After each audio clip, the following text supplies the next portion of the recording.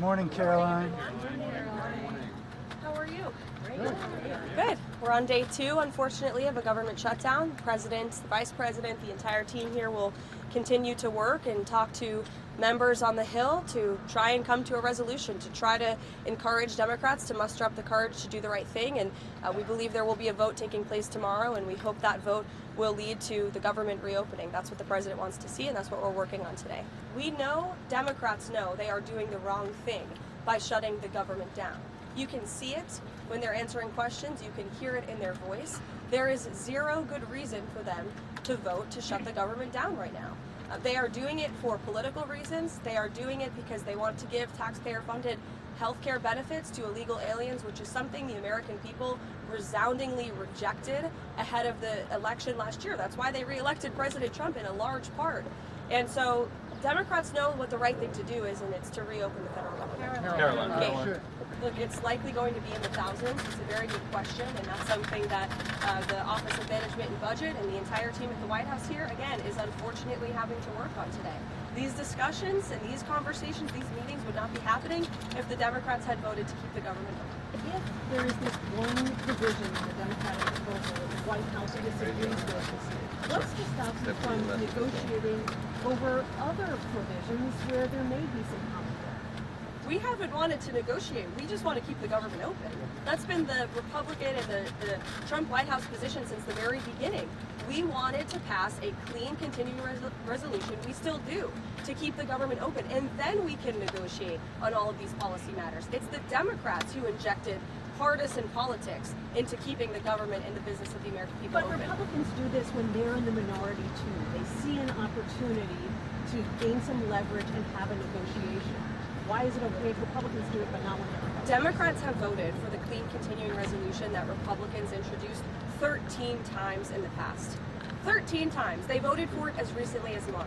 And now all of a sudden they are shutting the government down and they are holding our country hostage over a partisan political matter that the vast majority of the country disagrees with.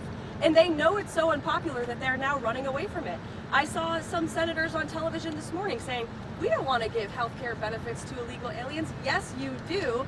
Roll the tape. You can see time and time again, Democrats have supported that. They've voted for it, and they did it under Joe Biden. And we stopped it. The president stopped it with the passage of the One Big Beautiful Bill. And now they want to undo the president's very popular policy to ensure that taxpayer-funded health care benefits only go to tax-paying, law-abiding American citizens. The president said today he's meeting with the budget chief to talk about which Democrat agencies he recommends be cut.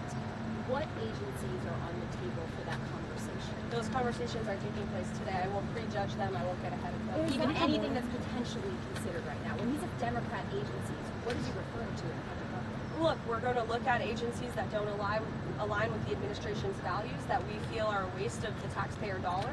And look, unfortunately, these conversations are happening because we don't have any money coming into the federal government right now. And so the president wants to be a good steward of the American taxpayer dollar during a time when our balance sheet is looking very grim because the Democrats chose to shut the government down. There were higher wait times at hospitals under the Biden administration. We saw these illegals committing crimes all over our country, and they're getting things for free.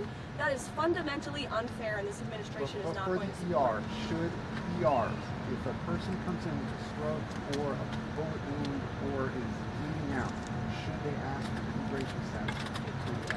Gabe, I don't speak for emergency rooms across the country. I speak for the President of the United States, and that's what he believes on this policy. This letter went out to multiple universities, as you know, and it's really a sign of encouragement for them to work alongside the administration to do what's right for their students in terms of ensuring free speech, in terms of preventing some of the anti-Semitic and illegal behavior that we saw ravaging our college campuses. Look, I'll let the president speak on that. As you know, he has made it very clear he wants this war to end, but he has also said if both sides aren't serious about ending the war, the United States of America will continue to sell weapons to NATO, and NATO can use those weapons however they want with respect to Ukraine. The president made it very clear he wants to hear back from them very soon.